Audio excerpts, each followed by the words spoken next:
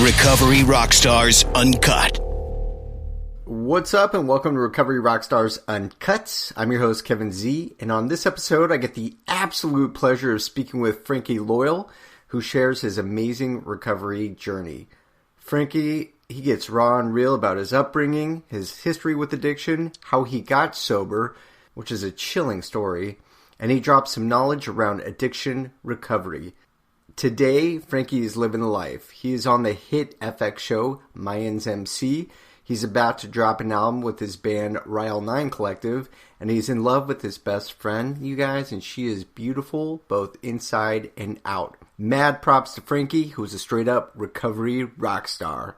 And now, let's get into the show. Welcome to Recovery Rockstars Uncut, uniting the recovery community with raw and real stories. Your host, Kevin Z, puts the light on people and brands that are rocking the recovery lifestyle. So you want to be a rock superstar? RecoveryRockstars.com. Now, here's Kevin. Frankie, what's up, brother? How you doing? Welcome to Recovery Rockstars Uncut podcast. Yeah. How's life? How's your day? Good. It's been a busy day. It's good to be here. Yeah. You know what? I tell you, I was having a little bit of a stressful day. You know what I did right before I hopped on here? What? I popped on Rile Collective Gangster Generation. Wow. Yeah. Wow. Yeah, I went there, man. I went there. You better use time, man. Dude, that's your band, bro. You're not feeling that anymore or what? No, we're still doing it. It's funny. We're getting ready to go back now that things are opening up. We got shut down recording the last album because of COVID.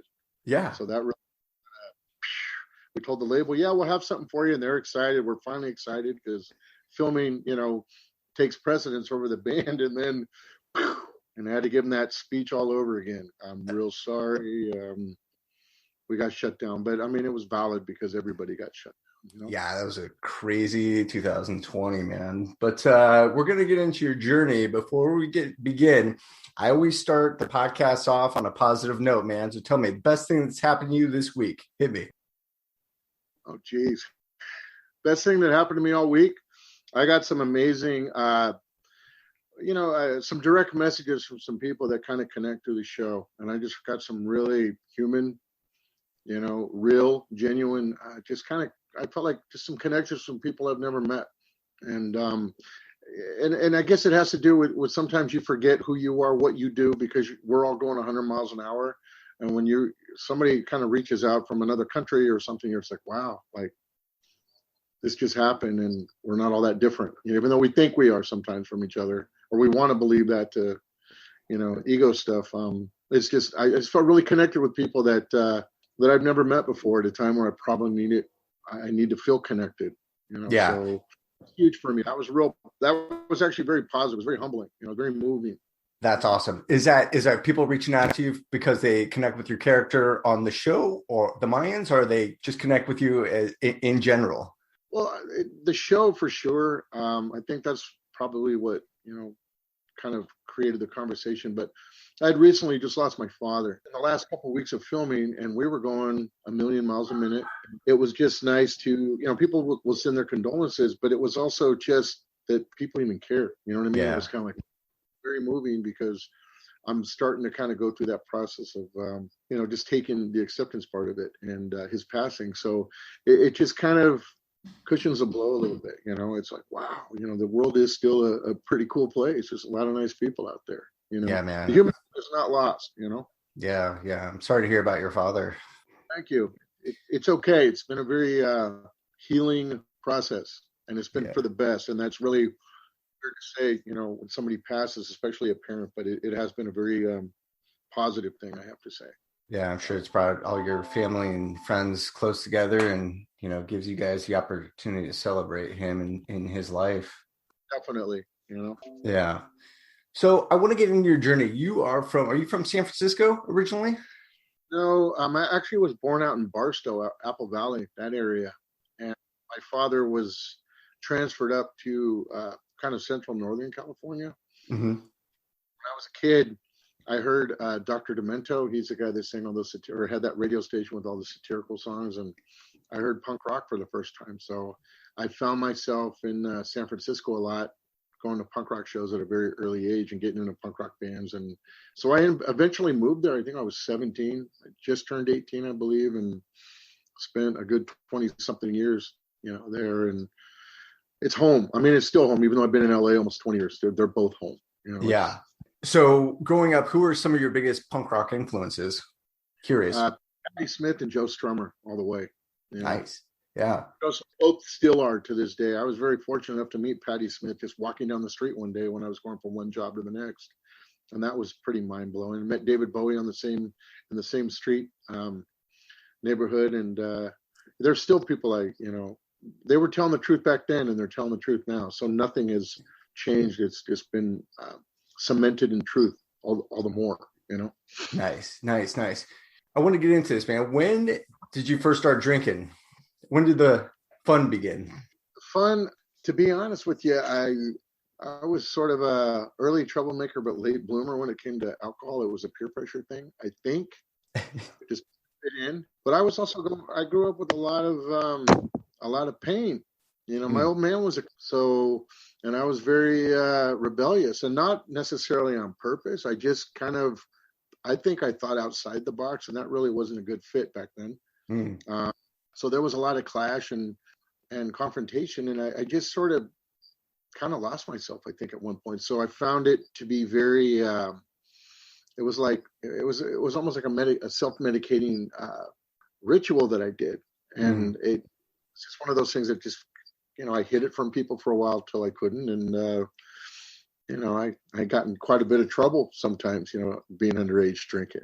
I ended up in the back of a police car a few times and handcuffed, and I was actually out on the street too for, a good amount of time. Now, were drugs involved as well, or were you just drinking? No, there was a point in time where my best friend at the time was involved in sales, and at a very young age. We didn't end up dead, for the places and the positions we put ourselves into.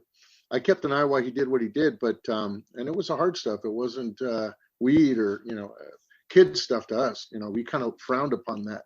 And because it was free, I didn't think I had a problem because I could do it as much as I wanted to, whenever I wanted to, until, it became a problem. Yeah. I had a bad, it was New Year's Eve. I think it was right on New Year's Eve where 89 turned to 90, I believe.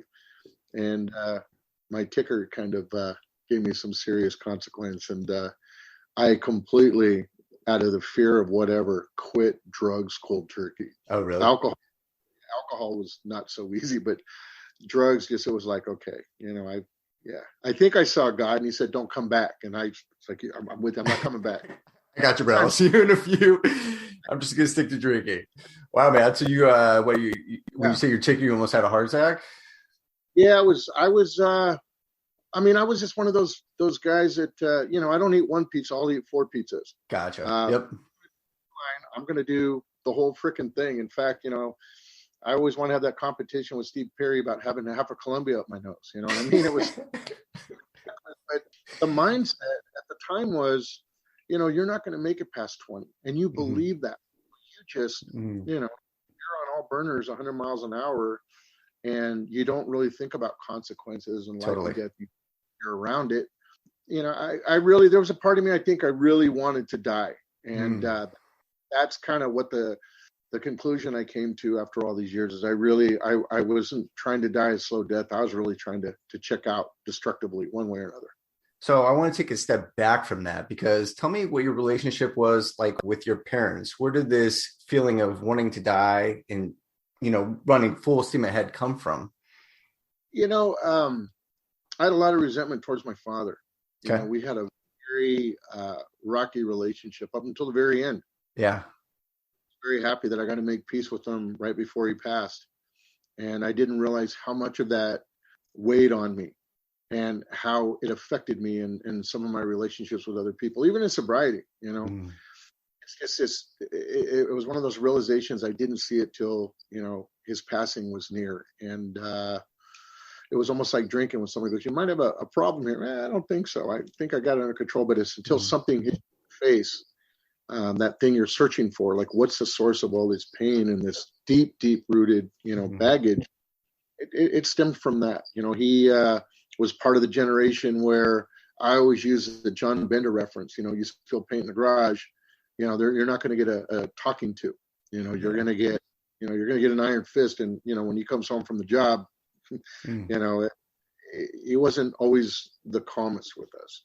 But to his credit, he really mellowed out a lot in his older years. I think there was a lot of hard feelings, on both sides. And what was your relationship like with your mom? Did she was familiar with how you guys were treated as kids? Did she give you that support and love that you needed? Or, the one thing about my mom that, I just got off the phone with her. We've reconnected recently. It's been really nice. She's one of the strongest people I ever met. If you were to tell her face, she'd probably make excuses and downplay it, which is something I find very interesting. She was supportive. I think she was truly, in my opinion, the strongest person in the household that tried to kind of keep everybody together. I had two other sisters. She was really at the helm the most time. If you, in my opinion, but she kind of steered the ship in a way that people didn't even know she was steering it. She was really, she tried to love everybody. And I really, I told her, before we hung up earlier, Tess, like, there's no textbook for what you had growing up, because she had a rough life growing up, but you did all. Let's just call it what. Yeah. I still love my father. I'm not bashing him by any means, but we did not have a good relationship. Yeah. Like you said, until you made amends until the end, which is great. So let's go back to the New Year's Eve. Ticker was busted. You saw God, but then you went back and said, okay, done with the drugs, but going to continue my drinking. How long did that last? When was that moment? Did you have that, fuck, I need to quit, rock bottom moment? I think it was a doctor, if I remember correctly, said, hey, you kind of did a bit too much. And I'm like, I don't care. I'm going to keep doing it. He goes, I'll probably be dead in 6 months. That scared me, because I realized maybe then I don't really want to go anywhere. And it got tougher out of that, because I definitely had, some health issues. Thank God I was able to put to bed and kind of regenerate my body. But I remember making that choice that if I'm going to not live this lifestyle anymore, like, and I really didn't even drink for a while. I think I went for a little bit without actually not drinking. I always make a joke that drugs are like magic. When you have them, all these friends appear out of nowhere. And once they're gone, they disappear too. Where those friends go? Yeah. It was a good year of isolation. It really was. And but I knew no matter what, I wasn't going to go back down that route. In fact, you can never really do this, but as a kid, you don't know any better.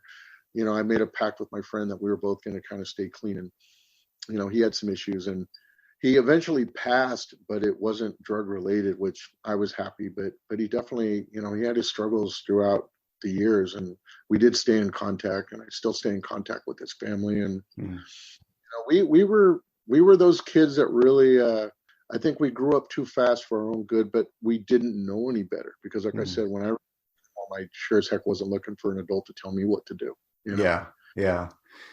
What is your sobriety date? It's May something. It's coming up, right?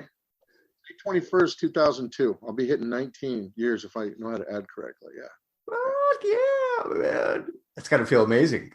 It really does, especially with this past year with everything that's happened. I felt like I wanted to drink, but I definitely felt a little wobbly at times. I've had a lot of friends die, untimely deaths, more than I could probably count. There's something about, losing your 80-year-old father that really, obviously I've never experienced anything like it, but it was a different kind of feeling, Well, there's that, and there's just being in isolation and the world's falling apart. And, obviously when the election was coming down, it just felt like literally the world was crumbling upon us. And to not have that day-to-day connection like you do have, you're back at work right now, and it's got to feel good to see, all your brothers and sisters and friends and family. Right. Well, we wrapped on St. Paddy's Day, ironically enough, heaviest drinking day in the States. I isolated, definitely. I quarantined myself for, I think, almost 65, 68 days. So I isolated, but I also isolated, I hopped on my bike and I rode out to Sturgis, but I wasn't necessarily, even though I did check out some of the rally stuff, I really was more into riding up in, Black Hills and I was riding Iron Mountain and doing a lot of the scenic stuff with a couple friends. And I did a 6,000-mile run that month, give or take. Like, I went to Arizona. And I was out in the open, and that was very healing and very peaceful. I kind of called it the November Rain 2020 tour. And you're looking for the church on the mountain where Slash is playing guitar, and it's, I don't have any hair, but the hair's in the wind. And I did that, and I'm glad I did it, because as much as the world was a bit crazy and the political climate was intense, yeah, I came across a lot of really nice people all over, and it kind of showed me that once again, don't believe everything you read or what you think you see. There's still good people out there, and a lot of us, even though we might be different on some levels, politically or spiritually, whatever, we kind of want the same thing. We all want to go home in one piece, Yeah. And that was very healing for me, and I came back a different person, definitely. Nice. How long have you been acting? Were you in your active addiction while you started acting? I got my first gig in '96 in San Francisco. I was actually walking down the street. I lived in the Haight-Ashbury, which, familiar with that neighborhood. I was known for love, drugs, hippie, whatever, definitely. But I was just walking down the street, and there was a casting scout asked me if I wanted to try out for a show. And I thought it was kind of weird. And I thought he was propositioning me for an adult film. So I got a little... what kind of film are we talking? Right. And then come to find out, because he goes, no, I like that fire you got. I was like, get out of here, bro. You're gonna lose some teeth. But Eric Jones was working at a tattoo shop on Haight Street, and I go, man, the nerve of this guy just came up and tried, hit me up for porn. And he goes, no, he's an actual scout. So my friends dared me to go for the audition process, because deep down inside, I always did want to do this. And I was like, well, I'll go for it. And I booked my first role. And I think I ended up mostly on the cutting room floor because I didn't know what I was doing, but it kind of was the gateway. So thank you, Don Johnson, wherever you are. Donnie. So what were you doing before you got into acting? Well, my last major scrape with the law, so to speak, I got into a bit of trouble, and I found myself in jail. And that sucked because I was definitely doing, a few heavy drugs right there. So the process that out of my system was not fun. Yeah. And when I went to court, the judge was this very fair man. His name was Robert Quall. Said, none of this adds up. You're not pleading. Nobody's talking. Do you have a trade? And I said, yeah, I'm in a band. And he goes, no, do you have a real job? And I said, yeah, I'm in a band. He goes, no, what's your real job, son? I go, well, I work in a kitchen. He goes, well, you're going to a culinary school. I didn't know what the word culinary meant. And I was accepted to the Culinary Academy in San Francisco, and that kept me out. He told me, you better adhere to your studies. You better get a job and work, because if you screw up, then I'm hauling you in. Wow. It's a deal that we made, and for the most part, I had a couple scrapes here and there, but I stayed out of trouble. I went like that, man, and that kept me out of trouble. For the most part. Yeah, that's cool. So then you were gonna go to culinary. You got founded. You started to get into acting. You were still a little bit into your active addiction, but when you finally got sober, did you go cold turkey? Did you go to AA? Did you go treatment center, or how did you finally get sober? This is a tough one. I almost blew my brains out. Oh, that's why I have my sobriety date tattooed on my wrist, because I always look at my wrist going, man, you might be having it bad right now, but it will never be as bad as it was then. Wow. And I woke up, from a blackout and realized that I actually didn't do the deed. And I was like, I think I need some help. So I reached out to a guy that I knew that had some time under his belt. And he took me to this one meeting in San Francisco called Bino. And it's a bunch of punk rockers and criminals and almost like the Dirty Dozen, the bottom of the heap guys, but the strongest foundation for sobriety, because it wasn't, I'm getting sober to be, this highly evolved cool guy. It's like, I'll be dead if I don't. And it was a very do or die attitude. No excuses, like, wipe the sand out, get moving, get busy living, dying. And from that day on, it showed me that, wow, there's, screw ups just like me, people I would see at shows, people, I knew in other bands or whatever. I didn't realize it was such a community of people that have been there, done that, some more than me. And that was a game changer for me. You know, Wow. game changer. You and I briefly spoke about this, my best friend, right before we started this. I want you to do me a favor. And there's somebody who is probably listening right now who feels like they don't want to move forward. What would you tell them? What would be your biggest piece of advice? Because I look at you and just hearing that story of you woke up blacked out and the potential of ending your life, and now seeing you and, you know, the brief moment that we've talked, you look healthy, you look happy, you know, you're on an amazing show on FX. Life seems to be really good. I mean, I've, you know, trolled through your social media and I see, you know, you dancing with Gigi, who is an absolute, you know, just gem and beautiful. And it, like, you know, you come across as just a big teddy bear. I know you've beat some ass in the back, but you just seem like such a nice, cool guy, and life is thriving for that person. Just give me something to, you know, tell them something directly to them, not me, directly to somebody who's struggling, please. Well, I got to say, first, I've had my ass kicked a few times too. You can't give any without. So I got to say that. The biggest mistake that we make as human beings when we're at our darkest, and I speak, this is the one time where I will, you know, say it with an iron fist. Hopelessness is the biggest deceiver of all. I remember being strung out on I ran into some guy at a party that was making experimental meth. And I did all of it. And I found myself at the foothills in a burning sun, standing up, looking out over a barren mountainside one day, going, man, this is as good as it's going to get. It will never get any better than this. Wow. And I've been it for years. And that moment of hopelessness where I was ready to check out, you think nobody cares, you're not worth loving, all those lies that we tell ourselves to kind of justify where we're at, because that's what it does. It's not true. I tell people, I don't care, and I still go through this like everybody else. My life is not perfect, and I would never want to convey to anybody that it is, and I've got it all figured out, because I don't. Mm-hmm. You just keep hanging in there. The best lesson I ever learned was somebody goes, if you think you're losing it, look at a clock with the second hand, and you'll see 5 seconds pass, 10 seconds, 15, 20, and it'll go to an hour. An hour goes into another hour. It goes into 24 hours, which is a day, a week, a month. You just keep going through minute by minute. You'll get there.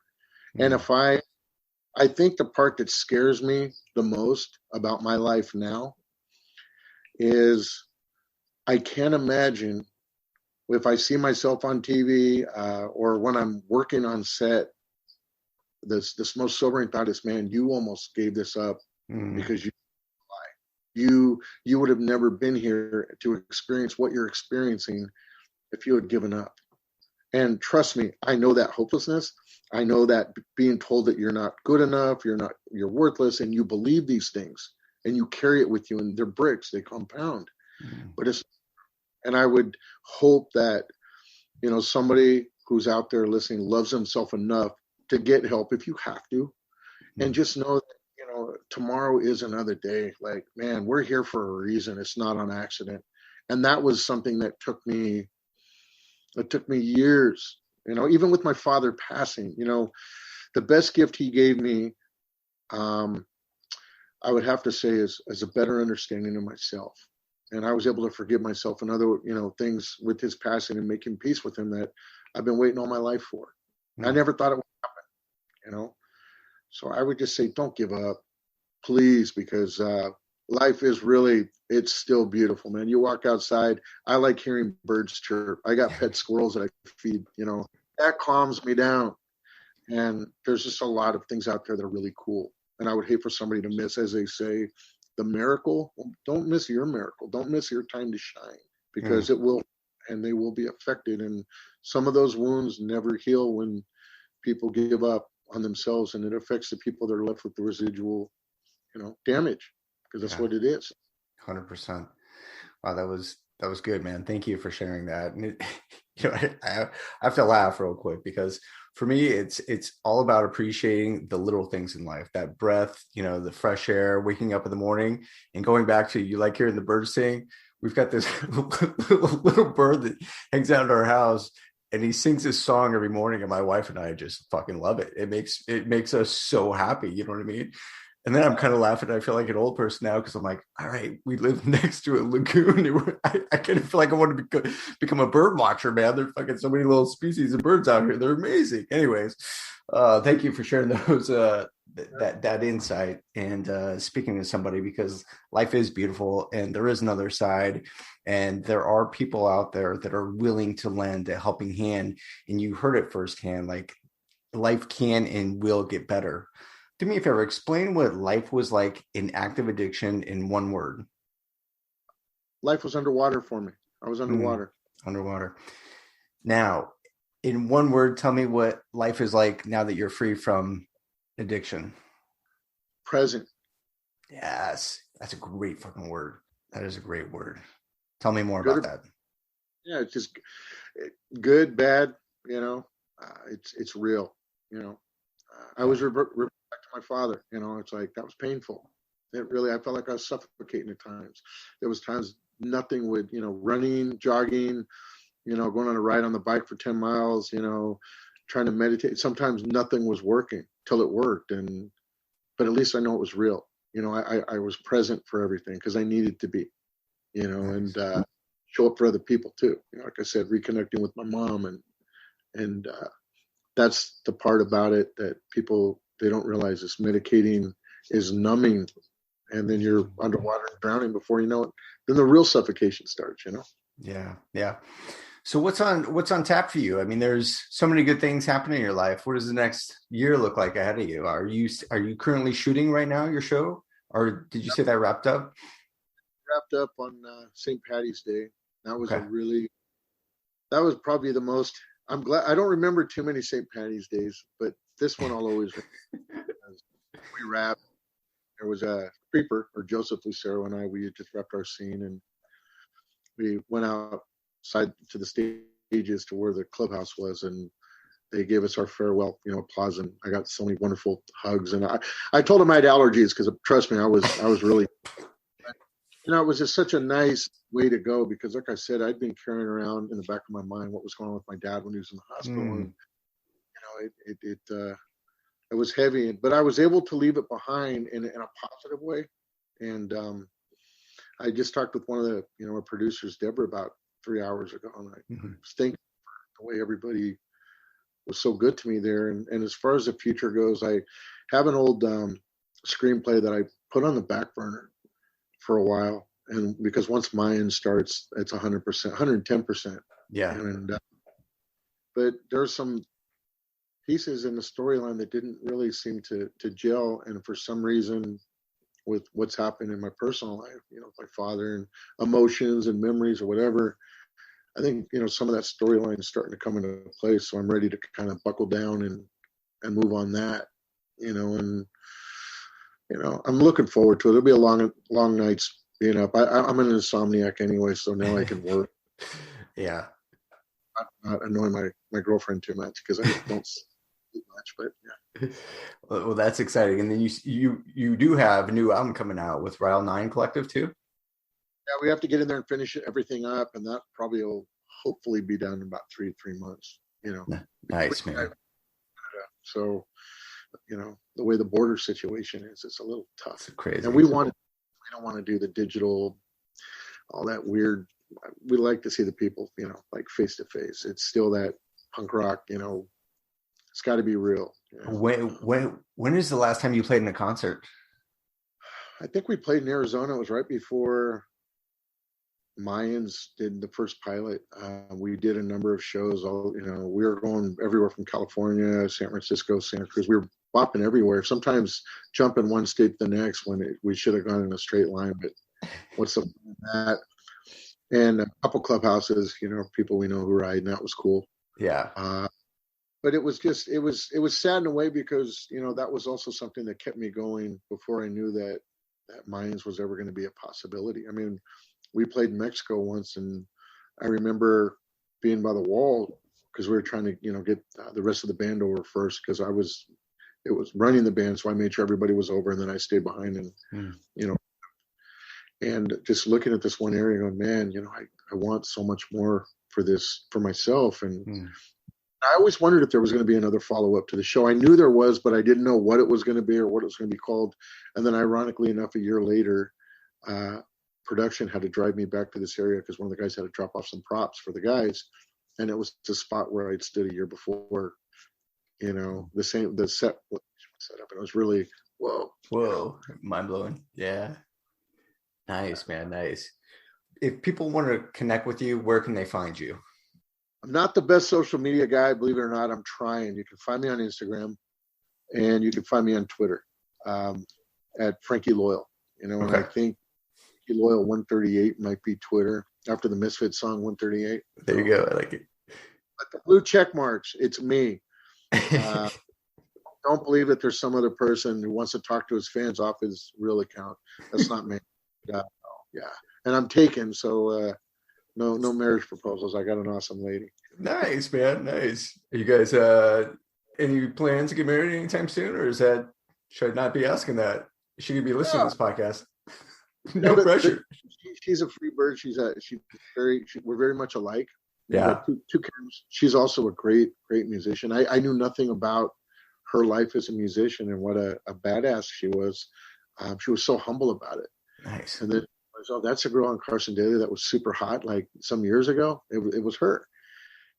With quarantine, I usually see her in Adidas sweat and her hair's up, but she's still, I just told her, you're not going anywhere. I got a good thing with you. You got a good thing. We'll see how it plays out. But she's become my best friend, and that's what matters most. Be accountable. She's the one who call me out sometimes, or if I'm too in here, whether it's with work or life, and get out of your head, come back to me, and she's got that German ferocity. She's a nice, tough German woman. So nice, man. Hold on to her. Marry her, don't worry. It's always good marrying your best friend, man. Well, before we leave, do you have any other words of advice that you want to share with the audience? Just everybody's a fighter, whether they want to admit it or not. They use that word fight. They think it's such a dirty word. In a fight, you're going to take some and you're going to get some, and just keep getting back up. Live to fight another day, even when you think you have it in you. My life, everybody, they see what they see on TV or what I'm doing now, and they have this, with any of the guys or any actor or any person in the public eye. I was the biggest screw up. I was the biggest lost cause. I was hopeless. I was everything that shouldn't have happened to be, help me be the person I am now. But it happened. That was part of my story. It was just a chapter. And what applies to me applies to everybody else. We're all no better than the next person, and we're no less. So I want to see everybody find their greatness, because if we all continue to do that, I think we'll all realize how happy, how cool it is to be happy when you get there, Yeah, I love that. Hope everybody finds their greatness, because we're all great in our own way, right? Yes. I'm a big believer in that. Yeah. Well, Frankie, I really appreciate you coming on the Uncut podcast, man. It's been a pleasure to speak with you. You're just a super rad guy. Thank you. Thank you. I appreciate that. I've really enjoyed myself. Really have. Thanks for being in Recovery, rock stars. I guess today's episode is done. In all seriousness, though, Kevin appreciates you being part of this community. RecoveryRockstars.com. Want to email us? Kevin@RecoveryRockstars.com. Facebook, Recovery Rockstars. Instagram us @Recovery Rockstars. Kevin's wardrobe brought to you by Kevin. Kevin's transportation brought to you by Kevin. Kevin's cable bill paid by Kevin so he can keep this podcast going. Goodbye.